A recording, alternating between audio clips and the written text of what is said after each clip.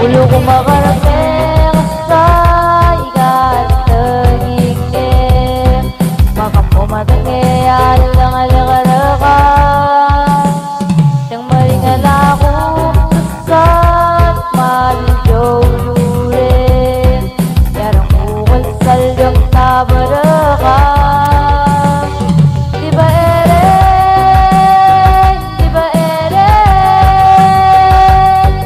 Yaka balakul om sote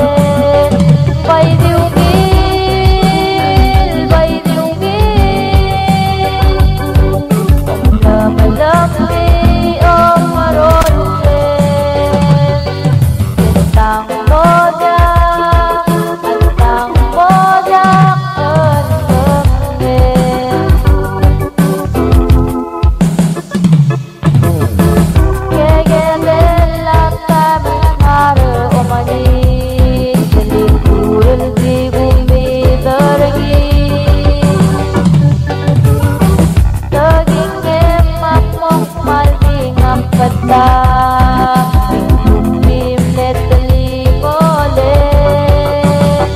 Ulo kong mata ko'y agitong tubig Nakakalbir ako sa marian Liklang ara ko Dito ay sin Yang di ko layang yung halangan Di ba ere? Di ba ere? Balakul om solen Bay diungil, bay diungil Om lamalaki ang marolen Tentang modak, altang modak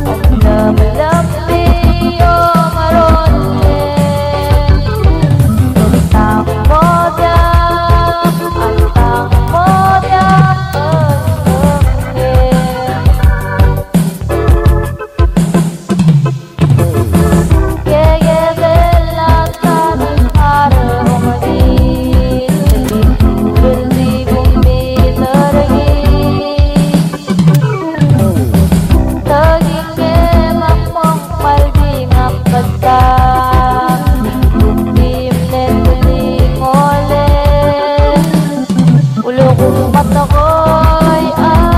agitong tubig Nakakalbir ako sa